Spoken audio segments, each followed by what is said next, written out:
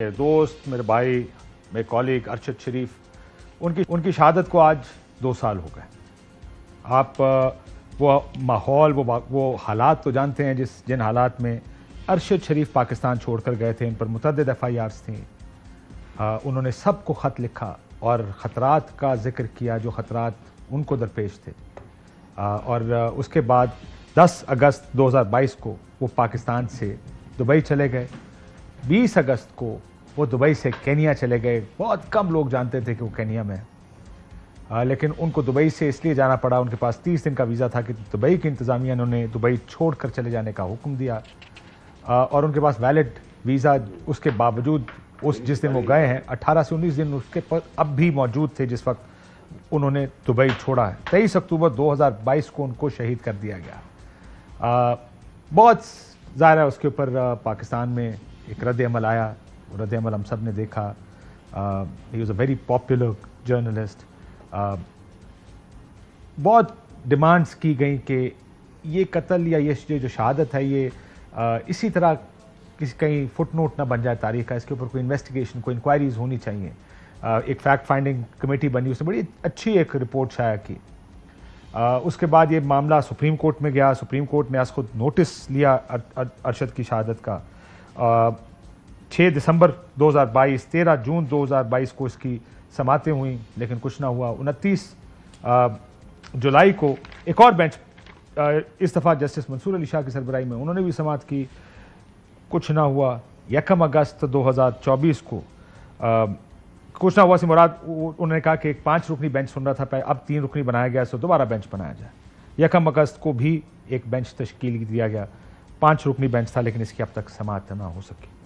اسلام آباد high court میں حامد میر صاحب ایک پٹیشن لے کر گئے جوڈیشل کمیشن کے قیام کے لیے، متعدد سماعتیں وہاں پر بھی ہو چکی۔ لیکن پاکستان میں جیسے کہ ہوتا ہے عموماً، اس کیس میں بھی لگتا ہے کہ ایسا ہی ہوگا کہ دھول چاٹیں گے، سب گھومتے پھریں گے، لیکن یہ کسی کو پتہ نہیں چلے گا کہ آخر ہوا کیا۔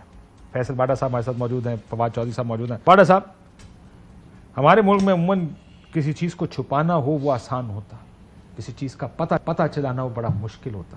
اس کا بھی پتہ شاید نہیں چلے گا کہ کیا، کون تھا، کیا تھا، کیسے تھا۔ یہ چیز تو فیکٹ فائنڈنگ کمیٹی نے بتا دی، یہ اسیسینیشن ہے، یہ ایکسیڈنٹ نہیں ہے۔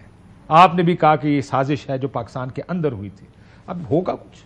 بہت شکریہ کاشف صاحب۔ دیکھیں، آج ایک بڑا ہی افسوس والا دن ہے کہ ہمارا بہادر، ایماندار، نڈر دوست، ساتھی، جرنلسٹ، بڑا پیارا دوست آدمی، اور اس کو مروایا بھی گیا ہے دوستی میں اس کی پیٹھ پہ خنجر پہ مارا ہے، اور میں تو بڑا کلیئر ہوں اس کے اندر۔ میری تھوڑی اسسمنٹ آپ سے ڈفرینٹ ہے۔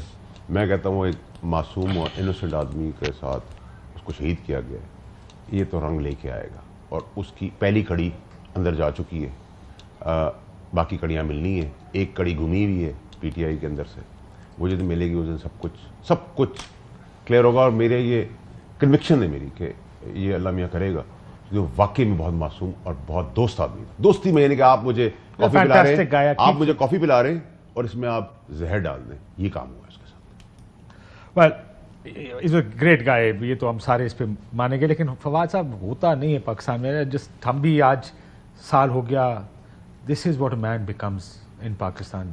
جتنا مرضی اس وقت شور پڑا ہو، پاکستان کی تاریخ کا سب سے بڑا صحافتی جنازہ ہوا ہو، لیکن آخر میں ہوتا کچھ نہیں۔ دیکھیں، بات یہ ہے، یہ تو بات صحیح ہے آپ کی، ہمارے یہاں ہوتا کچھ نہیں ہے، اور ہو بھی جائے تو اس پہ یقین نہیں آتا کہ جو انویسٹیگیشن ہوتی ہیں، جو چیزیں آتی ہیں۔ مجھے نہیں پتا، سچی بات ہے، میرا تو بہت آپ لوگوں سے پتہ ہی آپ کو، میرا تو ڈان میں تھے اس وقت سے بہت پرانا تعلق رہا، اور ہم نے باڈی ریسیو کی جب، اس وقت تک جو ہے وہ یقین نہیں آیا کہ یہ کیسے ہو سکتا ہے، اور اب بھی بندے درمیان میں جو ہے وہ بھول جاتا ہے کہ کیسے پاسبل ہے کہ وہ ہے ہی نہیں Arshad. So it's a very, I would say dark side, لیکن مجھے بھی امید ہے، میں فیصل سے اس حد تک تو ایگری کرتا ہوں کہ انشاءاللہ یہ نکلے گا تو صحیح، کوئی ہوتا نہیں اتنا لمبا، بٹ ہماری دعا ہے کہ انشاءاللہ تعالی یہاں پہ انصاف ہو، اور دعا بھی اور امید بھی ہے، لیکن آپ کو پتا امید بھی اس وجہ سے لیکن کم ہی ہے۔ امید تو پاکستان میں اب ویسے نہیں رکھنی چاہیے، ویسے نہیں، بڑی ہوپ لیسنس ہے اوور آل، لیکن بہرحال امید رکھنی چاہیے، امید ہی کے اوپر زندگی ہے۔